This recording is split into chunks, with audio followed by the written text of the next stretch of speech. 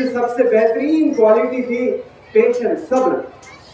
آج ہم لوگوں میں صبر نہیں ہے. ہم اتنی بڑی داڑھی رکھتے ہیں، سر پر ٹوپی رکھتے ہیں، 5 وقت کی نماز بھی پڑھتے ہیں، چیریٹی بھی کرتے ہیں، لیکن ہمارے میں صبر نہیں ہے.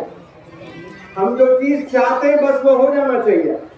مارکیٹ جا کر کوئی چیز خریدنا چاہتے ہیں، جیب میں پیسے 2 منٹ کھڑے ہو کر کے نہیں خرید سکتے.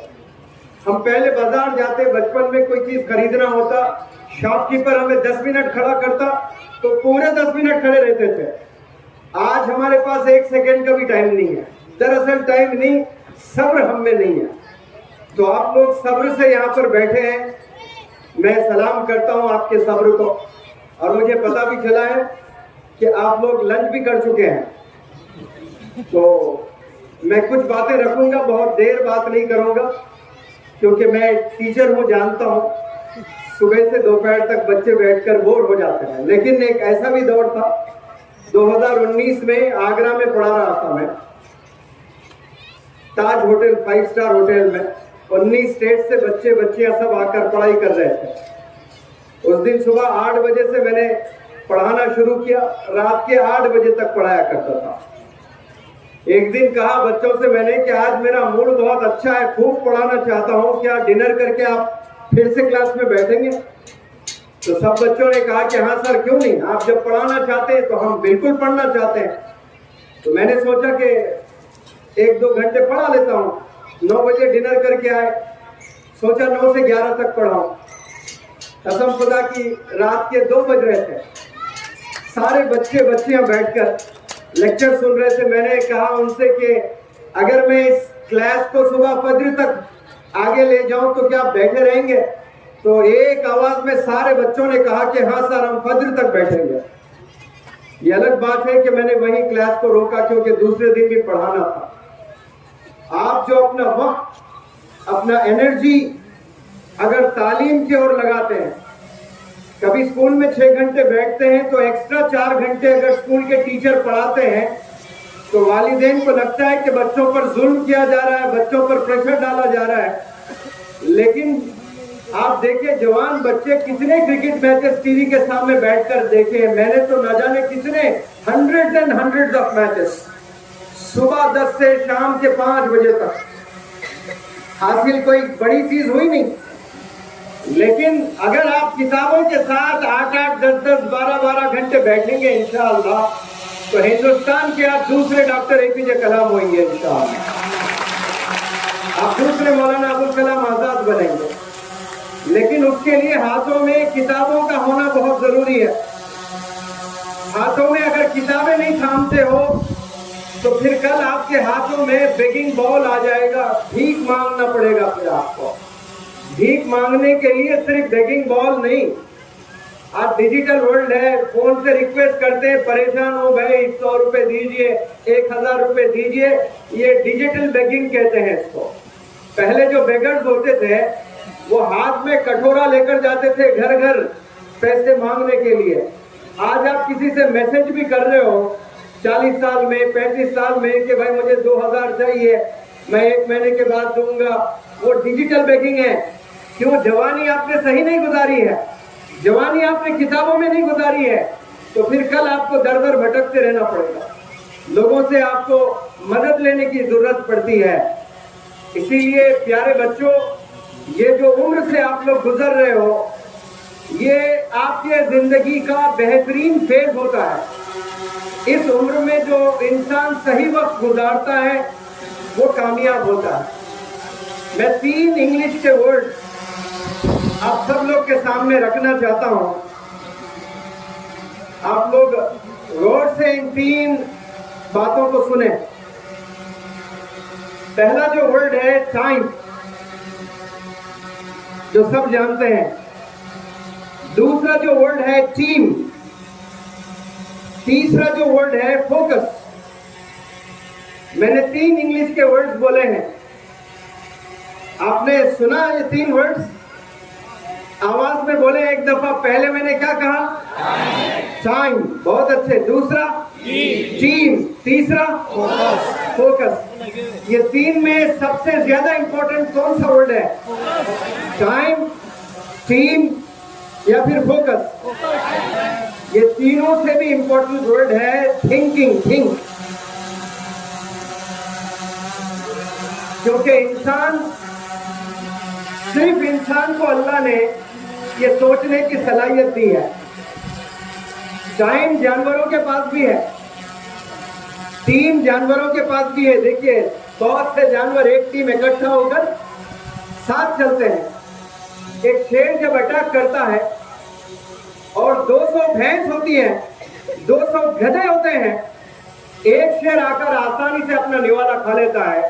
اگر چاہے وہ 200 گدھے مل کر شیر سے لڑائی کر سکتے ہیں. 200 بھینس نہیں, صرف 5 بھینس مل کر ایک شیر کو چت کر سکتے ہیں. لیکن انہیں سوچنے کی صلاحیت نہیں ہے, نہیں سوچتے ہیں.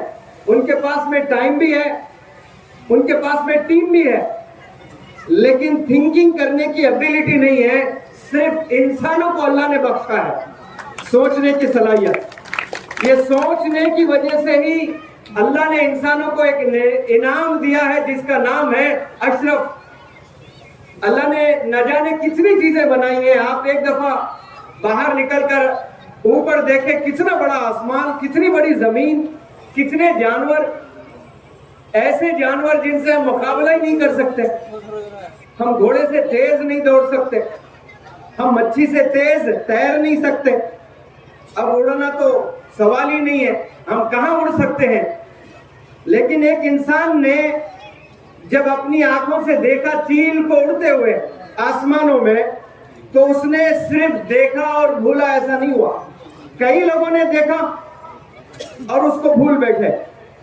جیسے میں اور آپ بہت سے چیزیں دیکھتے ہیں دنیا میں اور دیکھ کر بھلا بیٹھتے ہیں, لیکن کسی ایک بندے نے غور کیا, سوچا کہ بھئی یہ اللہ نے ہمیں اشرف بنایا, یہ تو ایک معمولی سی پرندہ ہے, یہ کیسا اڑ رہا ہے.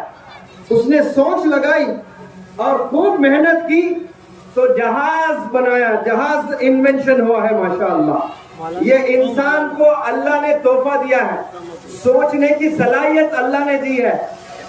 تو انسان اڑ نہیں سکتا, لیکن ایک مشین ضرور بنایا جس میں بیٹھ کر لوگ پہلے حج کرنے جایا کرتے تھے. تو آپ غور کرتے ہوں گے, بڑے لوگ جو یہاں ہیں وہ بہتر جانتے ہیں, رو رو کر جایا کرتے تھے حج پر. خاندان میں سب سے مل کر جایا کرتے تھے, محلے والوں میں ہندو مسلم سب کے گھر جا کر معافی طلب کر کے پھر حج کو جاتے تھے. کیوں؟ وہ کیوں رویا کرتے تھے؟ واپس آنے کی کوئی گارنٹی نہیں ہوتی تھی.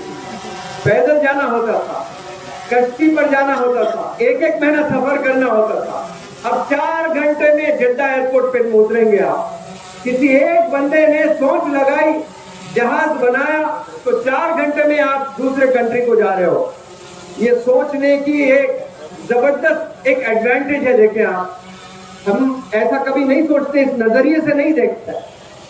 ایک انسان نے چیل کو اڑتے ہوئے دیکھا تو جہاز بنا دیا. کسی انسان نے مچھی کو تیرتے ہوئے دیکھا تو کئی سارے لوگوں کا شوق پیدا ہوا کہ ہمیں بھی اس کنارے سے اس کنارے تک تیرتے ہوئے جانا. لیکن انسانوں میں اتنی طاقت نہیں ہے. لیکن انسان ہار نہیں مانا, انسان نے کشتی بنایا. مچھی شاید تھک جاتی ہے لیکن کشتی کبھی نہیں تھکتی, وہ ساحل تک ضرور جاتی ہے, کنارے تک ضرور جاتی ہے. یہ انسانوں نے ایجاد کیا ہے. ماشاءاللہ, کیا کیا چیزوں نے انسان بنایا. آپ کی امی میری امی, آپ کی نانی میری نانی, آپ کی دادی میری دادی کپڑے دھو دھو کر اتنے ہاتھ دکھتے تھے ان کے. کسی ایک انسان نے اپنے ذہن کا استعمال کیا, واشنگ مشین بنایا, تو وہ واشنگ مشین اس نے اپنے امی کو گفٹ نہیں دیا, اس نے پورے دنیا کی امیوں کو گفٹ دے دیا. ماشاءاللہ, ایسے دینے والے ہاتھ ہمارے ہونے چاہیے, ایسے سوچنے والا دماغ ہمارا ہونا چاہیے.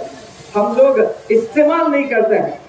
آپ کو اللہ نے جو دماغ دیا ہے, یقین جانے وہ اتنا مہنگا ہے, ایسا ایکسپینسو ہے, اور آپ ایسے دماغ کو رکھ کر آپ بولتے ہو کہ میں غریب ہوں, میں غریب گھرانے میں پیدا ہوا ہوں.